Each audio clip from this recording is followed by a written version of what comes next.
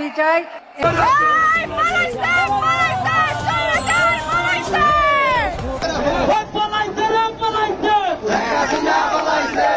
Hello বন্ধুরা, সবাই কেমন আছো? আশা করি প্রত্যেকেই ভালো আছো, কারণ তোমরা বাংলাদেশকে পুনরায় স্বাধীন করেছো। তো গ্যাস, আজকে আমি দেখাতে চলেছি সরকার পতনের পরে তরুণদের ভাইরাল কিছু স্লোগান। এই জেনারেশনকে অনেক গালিগালাজ করেছেন না, এরা কিছুই পারে না, এরা মাদকাসক্ত। এবং আরও দেখবেন শিক্ষার্থীদের বজ্রকণ্ঠে প্রতিবাদী কিছু কথা। এবার কথা গায়ে যতক্ষণ এক ফোঁটা রক্ত আছে ততক্ষণ লড়াই করে যাবো।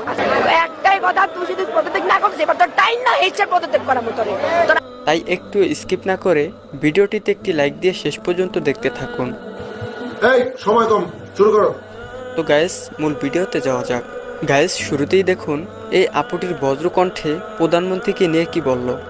এই মেট্রো রেল ভাঙা গেছে, আমাদের টাকায় করছে। মেট্রো রেল ভাঙা গেছে, কান্না করা শেষ। আমাদের থেকে নিছে, আমাদের থেকে। আমার টাকায় চলে, আমার টাকায় খায়, আবার আমার উপরেই গুলি করে। দেখতেই পাচ্ছেন এই কঠোর আন্দোলন সংগ্রামে তার কণ্ঠটি ভেঙে গিয়েছে।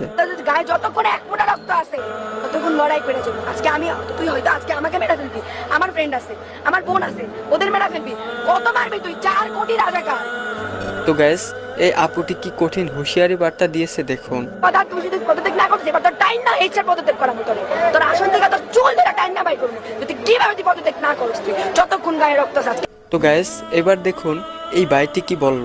আমার ভাইরা যে মরছে না, আমি সেটা জাস্টিস পাওয়ার জন্য আসছি। সেটা জাস্টিস পাওয়ার জন্য আমি আসছি। আমার ভাইদের রক্তে আজকে রাজপথ লাল হয়ে গেছে, সেটা জাস্টিসের জন্য আসছি। তার বাবা কিন্তু প্রশাসনিক কর্মকর্তা। আমার বাপ বলছে আমার যাইতে দিবেন, আমার বাপ তো একজন প্রশাসনিক কর্মকর্তা, তাও আমি চলে আসছি, তার কথা আমি শুনি নাই। আমার জাস্টিস দরকার। আমরা তো পিসফুলি আন্দোলন করতেছিলাম, কি জন্য আমাদের উপরে গুলি চালানো হবে, কি জন্য আমাদের উপরে লাঠিচার্জ করা হবে। ভাইটির এই সাহসী কথাগুলো সত্যি খুব ভালো লেগেছে। এখন হয়েছে যাবো মায়ের খাবো, এটা হচ্ছে অবস্থা, আমাদের দেশের অবস্থা হচ্ছে এরকম। তো গাইস, প্রধানমন্ত্রীর মুখে এই কথাটি শোনার অপেক্ষা কে কে করছিলেন অবশ্যই কমেন্ট বক্সে লিখে জানাবেন। আজকে থেকে আমাদের বিদায়, নতুন নেতৃত্ব আসুক, সেটাই আমি চাই। একটু আপ্যায়ন করতে হয়। তো গাইস, শেখ হাসিনার পতনের পরে অভিনেত্রী আরোহী মিম কি স্লোগান দিচ্ছে দেখুন।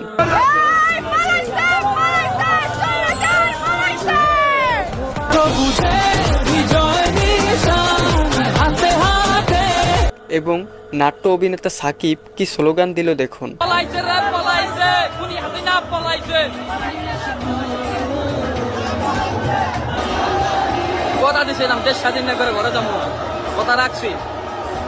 তো গাইস, এবার দেখুন দেশ পুনরায় স্বাধীনের পরে সেনাবাহিনী ভাইয়েরা কিভাবে স্লোগান দিয়েছে।